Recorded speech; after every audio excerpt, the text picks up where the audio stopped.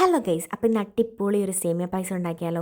പാതിരാത്രിയാണ് സമയം കൂടെ ഓർത്തോണം കേട്ടോ. അപ്പോൾ എൻ്റെ ഫ്ലവർ ക്ലിപ്പ് എങ്ങനെയുണ്ട് എല്ലാവരും ഒന്ന് കമൻറ്റ് ചെയ്ത്. ഞാൻ കടയിൽ സ്റ്റോക്ക് വന്നപ്പോഴത്തേക്കിനും പോയി പൊക്കിയെടുത്തോണ്ട് വന്നതാണ് കേട്ടോ. 3-4 പീസുണ്ടേ. അങ്ങനെ എന്തായാലും ഇനിയിപ്പോൾ പാലിരിപ്പുണ്ടായിരുന്നു, 2 കവറ് പാലെടുത്തു, പൊട്ടിച്ചു, പാത്രത്തിലേക്ക് ഒഴിക്കുക. അതാണ് ആദ്യത്തെ പരിപാടി. അപ്പോൾ എന്താണെന്നറിയത്തില്ല, ഞാൻ വൈകിട്ടാകുമ്പോഴത്തേനും ഞാൻ വെറുതെ ഇരിക്കുന്നതാണ്, അവന് അത് വേണം ഇത് വേണം എന്നൊക്കെ പറഞ്ഞ് ഭയങ്കര ബഹളമാണ്.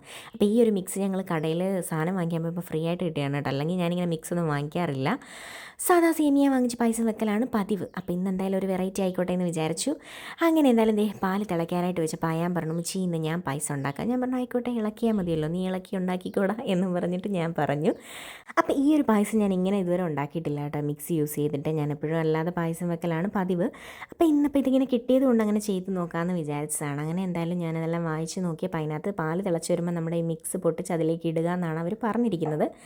അങ്ങനെ എന്തായാലും ഞാൻ മിക്സ് പൊട്ടിച്ച് അതിനകത്തോട്ട് ഇട്ട് കൊടുക്കുക. കണ്ടിട്ട് കുറവാണെന്ന് തോന്നുന്നു, പക്ഷെ പാല് കൂടുതലാണോ എന്ന് എനിക്കൊരു ഡൗട്ടുണ്ട്. എന്തായാലും എന്തും വരട്ടെ എന്ന് വിചാരിച്ചു. അങ്ങനെ എന്തായാലും നമുക്ക് നോക്കാം എന്താ വരുന്നതെന്ന് അറിയാമല്ലോ.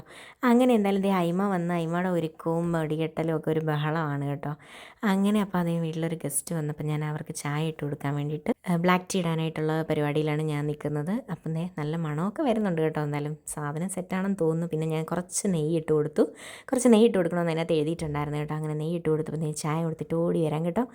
അങ്ങനെ എന്തായാലും ഫൈനലി നമ്മുടെ പായസം സെറ്റായി വന്നപ്പോൾ ഇച്ചിരി മധുരക്കുറവ് തോന്നിയപ്പോൾ ഞാൻ പറഞ്ഞു കുറച്ച് പഞ്ചസാരയും കൂടി ഇട്ട് കൊടുത്തു.